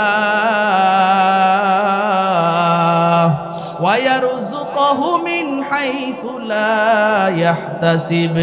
আল্লাহ রাব্বুল আলামিনের কোরআন থেকে নবী আমারে শিখাইছে, যে ব্যক্তি আল্লাহরে ভয় করে চলে আল্লাহ তারে সম্মানের রিজিক দান করে। এবার মুসআবের মা কোনো কথা কয় না, একেবারে সংক্ষেপ করব, গভীর মনোযোগ দিয়ে শুনেন। মুসআবের মা এবার ঘরের ভিতরে চলে যায়। এবার মুসআব তার হাতের মধ্যে শিকল, পায়ের মধ্যে শিকল, এই শিকল থাকা অবস্থায় মাথাটারে মাটির মধ্যে লাগাইয়া সেজদায় পড়ে আল্লাহরে ডাকে। আর ডাক দিয়া কয়, আল্লাহ, আমার হাতের মধ্যে শিকল, আমার পায়ের মধ্যে শিকল, আমার ঘরের দরওয়াজার মধ্যে তালা, এরপরও আমার অন্তরে কোনো দুঃখ নাই, একটাই মাত্র দুঃখ। এই দুঃখটা হলো আমি নবীর দরবারে যাইবার চাই আর কোরআনে কারীমের তেলাওয়াত শিখতে চাই। আমি নবীর দরবারে যাইতে চাই আর কোরআনে কারীমের তেলাওয়াত শিখতে চাই। এই কথা আল্লাহর কাছে বলে আপনারা এখানে যারা আছেন একটু জবাব দিবেন। ওই বান্দা আল্লাহরে যখন ডাকতেছে আল্লাহ তার ডাক শুনতেছে কি শুনতেছে না? আল্লাহ তার ডাক শুনতেছে। আল্লাহ রাব্বুল আলামিন ফেরেশতারে ডাক দিয়া কয়, ও ফেরেশতা একটু তাকাইয়া দেখ, আমার বান্দার হাতের মধ্যে শিকল, আমার বান্দার পায়ের মধ্যে শিকল, ঘরের দরওয়াজার মধ্যেও তালা, এরপরও আমার বান্দা আমি আল্লাহরে ভুলে নাই, আমি আল্লাহরে ভুলে নাই। যে কারণে তার হাতের মধ্যে শিকল লাগানো হয়েছে, যে কারণে তার ঘরের দরওয়াজার মধ্যে তালা লাগানো হয়েছে, সেই ব্যাপারটাই আমি আল্লাহর কাছে এসে চাই। সে বলে নবীর কাছে যাইতে, কোরআনের তেলাওয়াত শুনতে। ও ফেরেশতা তাড়াতাড়ি যা, আমার বান্দারে গিয়া একটু সহযোগিতা কর, আমার বান্দারে গিয়ে একটু সহযোগিতা কর। আল্লাহ ফেরেশতা পাঠিয়ে দিলেন। আর এইদিকে আল্লাহ মুসআবের মার মনটা নরম করে দিলেন। মুসআবের মার মনটা নরম যখন করে দিয়েছি, মুসআবের মার ভিতরে সন্তানের কথা স্মরণ হয়ে গেছে রে ভাই। সন্তানের কথা যখন স্মরণ হয়ে গেছে, নিজের চোখ দিয়ে পানি পড়া শুরু হয়ে গেছে। হাই রে আমার সন্তান রে, আমি নিজের হাতে শিকল লাগাইয়া দিলাম, ঘরের ভিতরে তালা লাগাইয়া দিলাম। সন্তানের দেখার জন্য মনটা বড় পাগল হয়ে গেছে। ঘর থেকে চাবিটা নিয়া এবার মুসআব যেই ঘরের মধ্যে বন্দি, ওই ঘরের জানালার পাশে গেছে। জানালার পাশে যাওয়ার পরে তাকাইয়া দেখে মুসআব সেজদায় পড়ে রবের নিকটে কাঁদে, সেজদায় পড়ে রবের নিকটে কাঁদে। এবার মুসআবের মা যখন সন্তানের কান্না দেখলো, পৃথিবীর মধ্যে এমন কোনো মা নাই যেই মা সন্তানের কান্না দেখে চোখের পানি রাখতে পারে। কথা ঠিক কিনা বলেন? আরো জোরে আওয়াজ দিয়ে বলেন ঠিক কিনা। মুসআবের মাও কান্না শুরু করছে। গভীর মনোযোগ দিয়ে কথাগুলো বুঝবেন। মুসআবের মাও কাঁদতেছে। মুসআবের মার কান্নার আওয়াজ যখন বেড়ে গেছে, এবার মুসআবের কানের মধ্যে মুসআবের মার কান্নার আওয়াজটা চলে গেছে। মুসআব এবার চিন্তা করে ব্যাপার কি, আমার মার কান্নার আওয়াজের মতো তো লাগে।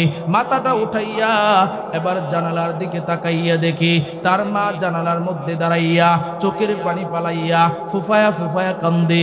এবার মুসআব সেজদা থেকে উঠা মার কাছে আসা ডাক দিয়া কই, মা গো এখানে তুমি কেন আসছো? তোমার মতো পাষাণ মা এই পৃথিবীর মধ্যে আর একটাও নাই। ও মা তুমি কেন আমারে শিকল লাগাইলা, ঘরের ভিতরে বন্দি করলা? যেই সন্তান রে একবার না দেখলে তুমি নিজে শান্তি পাইতা না, যেই সন্তান রে একবার না খাওয়াইলে মা তুমি একবার খাইতা না, যেই সন্তান না ঘুমাইলে তুমি ঘুমাইতে পারতা না, আজকে সেই সন্তান রে তুমি বন্দি করে রাখছো। এই কথাগুলো যখন বলতেছে, মুসআবের মা এবার ডাক দিয়া কয়, সন্তান আর আমারে দুঃখ দিবি না, আর আমারে হিট দিয়া কথা বলবি না। তুই আজকে আমার কাছে যা বলবি, যা চাবি আমি তোরে সব কিছু দিয়া দিব। আজকে তুই আমার কাছে যা চাবি তোরে আমি সব কিছু, তোর কথা মানবো, সব দিয়া দিব। এবার মুসআব ডাক দিয়া কই, মা গো আমার আগে কথা ছিল যেটা, এখনের কথাও এটা। আমি আগে যেটা বলছিলাম এখনো আমি এটাই বলবো। ও গো মা আমি নবীর দরবারে যাইবার চাই, আর কোরআনে কারীমের তেলাওয়াত শিখতে চাই। মুসআবের মা এবার ডাক দিয়ে কই, সন্তান যা যা, আজকে তোরে আর আমি বাধা দিব না, আর তোরে দুঃখ দিব না। এই যে আমার কাছে চাবি, তোর তালা আমি খুলে দিলাম, যা তোর কোনো বাধা নাই, নবীর দরবারে যা, তোর মনটা তুই জুড়ায়া আয়। সাহায্য করছেন কে? আরো জোরে বলেন কে? কোটি টাকার মালিক দেখো অভাব হয় না দূর, গরিবে ঘুমায় আরাম করে মনটা বাহাদুর। ফেরাউনের লাশটা দেখো মিশর জাদু ঘরে, খায় না মাটির পোকা মাছি সবাই ঘৃণা করে। হৃদয়ে থাকিবে যার নম্রতা সদা, রহমত আসিবে সেথা প্রভুর ওয়াদা। বড়র বড় দাঁড়াই থাকলে দিলে রহমত আসবে না। নিজেকে নিজে ছোট মনে করিও সদা, উঁচু জমিন থেকে পানি নিচ জমিনে জাগায়, তেমনি খোদার রহমত আসে নমরুদেরই দায়। ভোগবিলাসের বাড়ি গাড়ি পরে রবে সব, থাকতে সময় স্মরণ করো আল্লাহ আমার রব, থাকতে সময় স্মরণ করো আল্লাহ আমার রব। আমাদের রব কে? আরো জোরে চিৎকার দিয়ে বলেন আমাদের রব কে? ইন্নাল্লাযীনা ক্বালু রাব্বুনাল্লাহ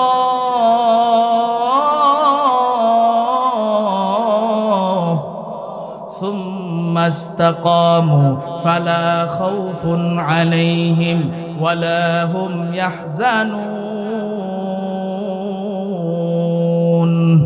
এই কালামে জিন্দা কুরআনে হাকীম, হিকমতে উলায়া জালাসতু কদিম, জামিউল আলম ফিল কুরআনে হাকীম, তাকাসার আতন ওয়া ফাহামুর রিজালিন, বাখা কুরআন কালামুল্লাহ বশনো, কদিমাস্তি কদিমাস্তি নুইনো। আল্লাহু আকবার বলেন, আরো জোরে আওয়াজ দিয়ে বলেন আল্লাহু আকবার।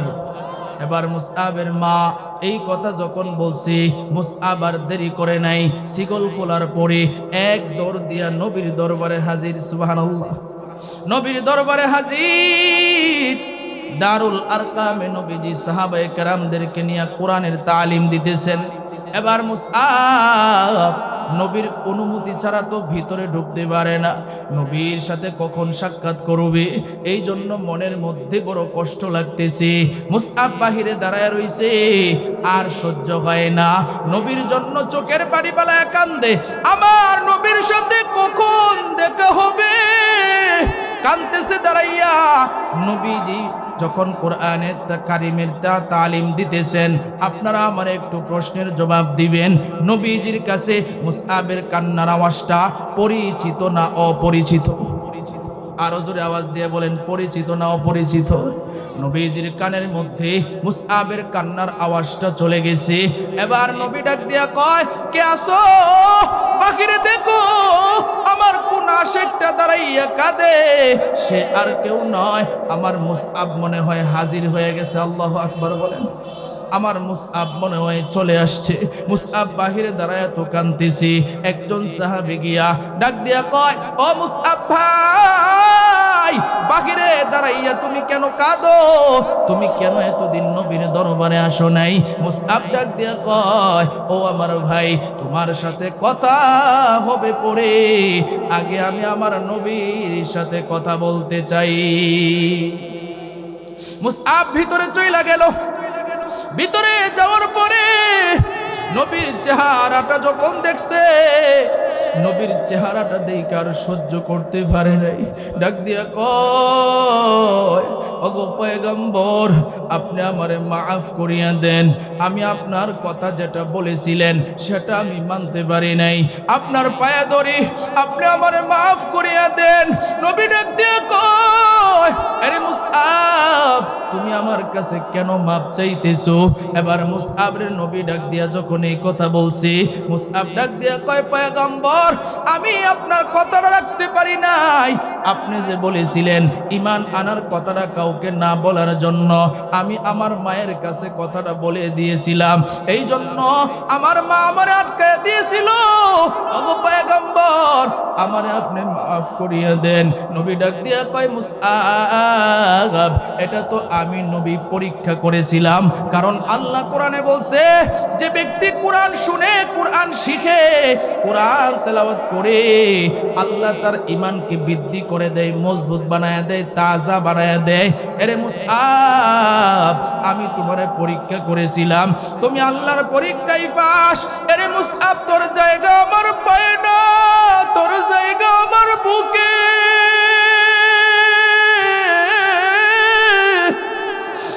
আয় আয়, আমার আমার বুকে আয়। মুসআব রে বুকে নিয়ে নবীও চোখের পানি ফালায়া কান্দে, মুসআবও চোখের পানি ফালায়া কান্দে, আর ডাক দিয়া কয়, আরে মুসআব, তোর আর বাড়িতে যাওয়ার প্রয়োজন নাই, আজকে এখনই তুই মদিনার দিকে হিজরত কর। চিৎকার দিয়ে বলেন না আল্লাহু আকবার, আর জোরে বলেন আল্লাহু আকবার। এবার মুসআব ডাক দিয়া কয়, নবী গো, আপনার কাছে মাত্র আসলাম, আমি যদি মদিনায় চইলা যাই তাহলে আপনারে ছাড়া আমি কিভাবে থাকবো? নবী ডাক দিয়ে আবার সান্ত্বনা দিয়া কয়, মুসআব রে, তোর কোনো চিন্তা ভাবনা নাই, কিছুদিন পরে আমিও মদিনায় আসতেছি। আল্লাহু আকবার, আমিও মদিনায় আসতেছি। মুসআবের মনটা নরম হয়ে গেল। আমরাও এখানে যারা আছি মক্কা মদিনায় যাইতে চাই কি চাই না? কারা কারা চাই একটু হাত তুলে দেখাই তো। মাশাআল্লাহ, নারায়ে তাকবীর। সকলে বলেন মারহাবা, আরো জোরে বলেন মারহাবা। মদিনা যাইতে পারলাম না, মদিনা দেখতে পারলাম না, আমি অসহায় তাই এত দূরে রই, আমি অসহায় তাই এত দূরে রই, শুধু সালাম জানাই, মদিনা যাইতে পারলাম না, মদিনা দেখতে পারলাম না, মদিনা নাম কত সুন্দর,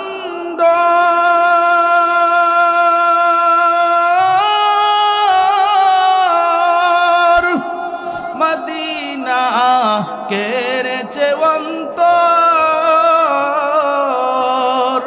পাখির নেই ডানা থাকলে, পাখির নেই ডানা থাকলে যেতাম মদিনায়, মদিনা যাইতে পারলাম না, মদিনা দেখতে পারলাম না, মদিনা নাম কত মধু,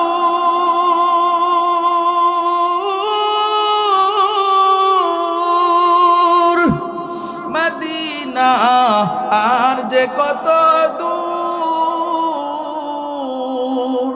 সেই মদিনার পথের ধুলি আমি মাখতে পারলাম না, মদিনা যাইতে পারলাম না, মদিনা দেখতে পারলাম না, আমি অসহায় তাই এত দূরে রই, আমি অসহায় তাই এত দূরে রই, শুধু সালাম জানাই, মদিনা যাইতে পারলাম না, মদিনা দেখতে পারলাম না। সকলে বলেন মারহাবা, আর জোরে বলেন মারহাবা। এবার মুসআবরে যখন এই কথা নবী বলছে, মুসআব ডাক দিয়া কয়, পয়গম্বর, আপনি যেহেতু মদিনায় আসতেছেন আমার কোনো টেনশন নাই। এবার মুসআবরে নবী ডাক দিয়া কয়, মুসআব রে, তোমারে কিন্তু আমি এমনি এমনি মদিনায় পাঠাইতেছি না, একটা দায়িত্ব দিয়া পাঠাইতেছি। কয়, কি দায়িত্ব? বলে, মুসআব, তুমি মদিনায় গিয়া কোরআনের শিক্ষা দিবা, কোরআনের শিক্ষক হিসাবে আমি তোমারে মদিনায় পাঠাইতেছি। চিৎকার দিয়া বলেন আল্লাহু আকবার। কিতাবের মধ্যে লেখছে, সর্বপ্রথম নবী যেই সাহাবীকে কোরআনের শিক্ষক বানায়া মদিনায় পাঠাইছিলেন ওই সাহাবীর নামই হচ্ছে হযরত মুসআব ইবনে উমায়ের। তাহলে চিন্তা করে দেখেন, কোরআনের দিকে আসার কারণে, কোরআনকে ভালোবাসার কারণে কোরআনের শিক্ষক হয়ে গেল। তার ঘটনা অনেক লম্বা। এরপরে যুদ্ধের ময়দানে মুসআব ইবনে উমায়ের শহীদ হয়ে গেছে, জান্নাতি হয়ে গেছে। তার পুরস্কারটা কত বড়, কথা ঠিক কিনা বলেন? এই জন্য আমি আপনাদেরকে আগেই বলছি, আল্লাহ যে বলছেন আর রহমান আল্লামাল কোরআন খলাকাল ইনসান, আল্লাহ এখানে বুঝাইতেছেন যে দয়াময় আল্লাহ কোরআন শিখায়ার পরে মানুষ বানাইছেন। মুফাসসিরিনে কেরাম বলেন এর 2 নাম্বার ব্যাখ্যা হচ্ছে, আল্লাহ প্রথম দয়াময় আর রহমান বইলা এটা বুঝাইছেন যে আল্লাহর দয়া ছাড়া কেউ কোরআনের শিক্ষা গ্রহণ করতে পারে? আরো জোরে বলেন, পারে? দেখবেন গ্রামের মধ্যে হাজার হাজার মানুষ কোরআনের হাফেজ কয়জন থাকে, গ্রামের মধ্যে হাজার হাজার মানুষ কোরআনের আলেম কয়জন থাকে, গ্রামের মধ্যে হাজার হাজার মানুষ মুফতি কতজন থাকে। মাদ্রাসার লাইনের কতজন থাকে, অনেক মানুষ তো আছে মাদ্রাসায় গেছে আবার ফিরে আসছে, শয়তানের ধোঁকায় পড়ছে। আল্লাহর কাছে ওই মানুষটাই দামি যে কোরআন শিখার পরে আল্লাহর দয়াতে কোরআন শিখে এটার উপরে আমল করতে পারে। এর পুরস্কার হইল আল্লাহ রাসূল সাল্লাল্লাহু আলাইহি ওয়াসাল্লাম বলেন, একজন কোরআনের হাফেজ 10 জন জাহান্নামী ব্যক্তিকে সুপারিশ কইরা জান্নাতে নিয়ে যাবে। চিৎকার দিয়ে বলেন আল্লাহু আকবার। তাহলে কোরআন শিক্ষাটা কত জরুরি। এই জন্য আমরা আমাদের গ্রামের যারা আছেন মেরে ভাই, আমি আজকে আলোচনাটা এই জন্যই করলাম যে আমাদের সন্তানদেরকেও যদি আমরা কোরআন শিখাই, আমরা যদি মাদ্রাসার লাইনে পড়াই, দিন শিখাই, এরপরে যদি আমরা দুনিয়াবি শিক্ষা গ্রহণ করাই, জজ বানাই, ব্যারিস্টার বানাই, ডাক্তার বানাই, কোনো সমস্যা নাই।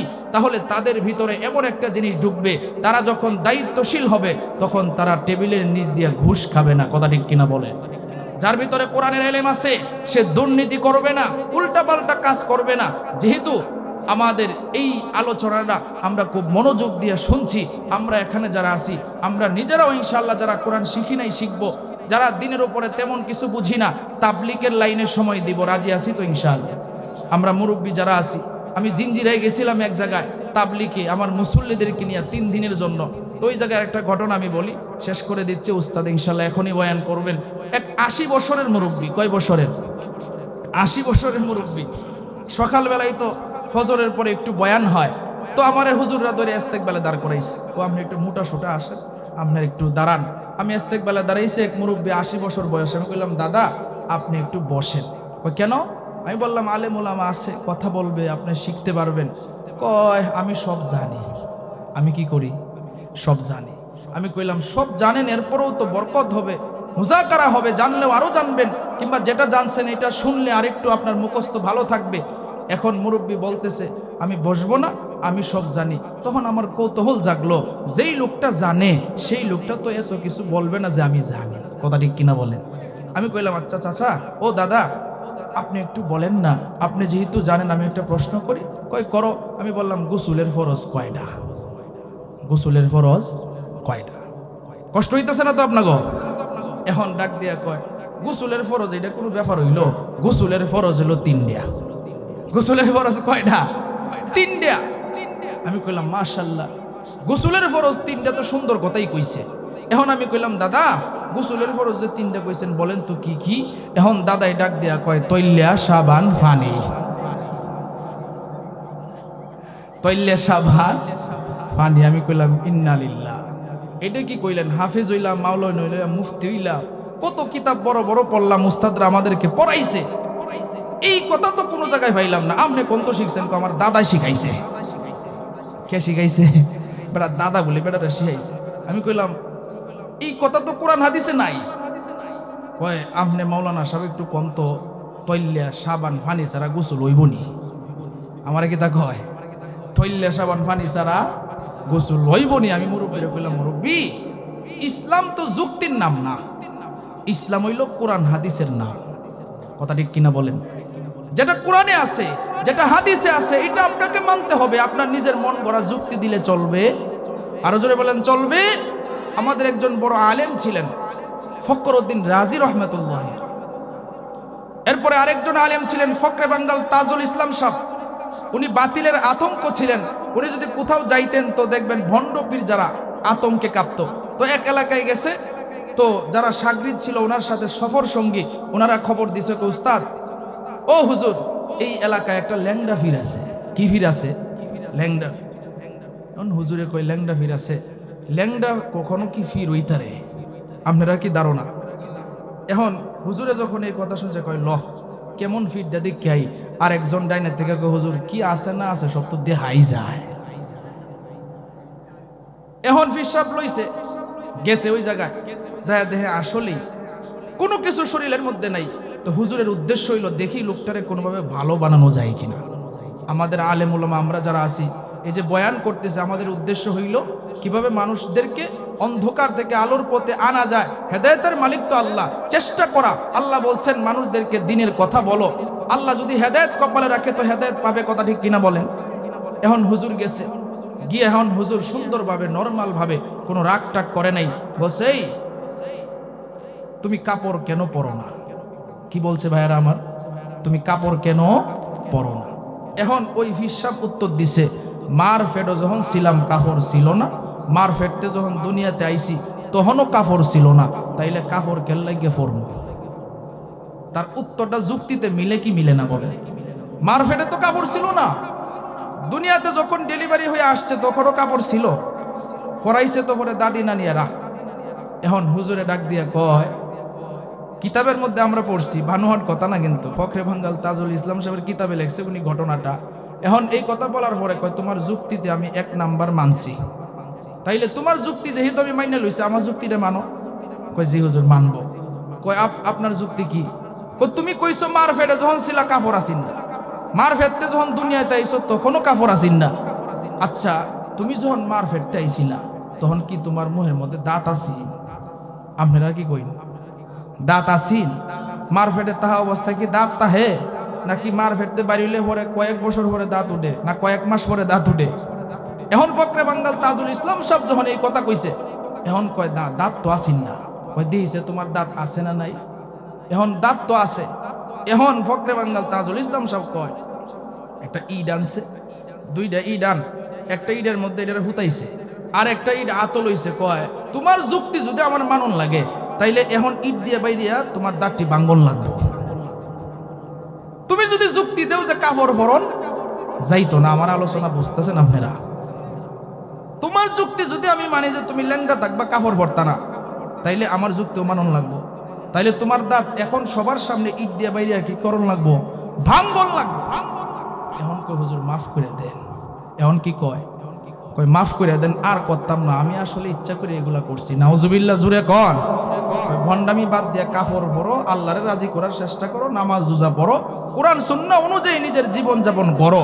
যুক্তির নাম ইসলাম না, ইসলাম হইল কোরআন হাদিসের নাম। কথা ঠিক কিনা বলেন? মেরে ভাই, আমি আপনাদের এলাকারই সন্তান, কারো ভাতিজা, কারো নাতি, কারো আত্মীয়। আপনারা আমার জন্য দোয়া করবেন। বিশেষ করে আমাদের বাড়ির সবাই আমরা মিলে পরামর্শ করে আজকের এই সুন্দর আয়োজনটা করেছি। বিশেষ করে কাঞ্চন ভাই, আমার বড় ভাই, উনি অনেক মেহনত করেছেন। উনি আমাকে বলছিল একটা দোয়ার আয়োজন করা যায় কিনা। তো আমি বলছি ঠিক আছে, ইনশাআল্লাহ হবে, আল্লাহ যদি তৌফিক দে। তো এই আয়োজনটা যে হয়েছে, আপনারা খুশি তো? ইনশাআল্লাহ খুশি। আপনাদের উপস্থিতিতে আলহামদুলিল্লাহ বোঝা গেছে, আলহামদুলিল্লাহ। তো এখন আমার উস্তাদ ইনশাআল্লাহ বয়ান করবেন। আমার আলোচনা এই পর্যন্তই শেষ। আমি যে মেসেজটা আপনাদেরকে দেওয়ার জন্য চেষ্টা করেছি, এটা হলো নিজেরা কোরআন সুন্নাহ অনুযায়ী চলবো, নিজেরা কোরআন শিখার চেষ্টা করব, নিজেদের সন্তানদেরকে দিন শিখাইব। দুনিয়াবি শিখান কোনো সমস্যা নেই, তবে দিন আগে শিখাইতে হবে। কোরআনের শিক্ষা এতটুকু শিখাইতে হবে যতটুকু তার নামাজ রোজা এলেমটা ভিতরে থাকে। কিভাবে চলতে হবে, হারাম হালাল বাচ্চা চলতে হবে, পর্দা পর্দায় চলতে হবে, এই বিষয়গুলো। রাজি আছেন তো ইনশাআল্লাহ? এখন আরেকটা কথা, আমরা এখানে যারা আছি, মানুষের একটা রোগ আছে যে এক বক্তা উঠে গেলে পরে খালি উড়াউড়ি শুরু হয়। আমি তো আর এনে বক্তাগিরি করতে পারছি না, আপনাদের এলাকার সন্তান। মানুষ তো দাওয়াত দিয়া টাকা দিয়া নেই, আর এনে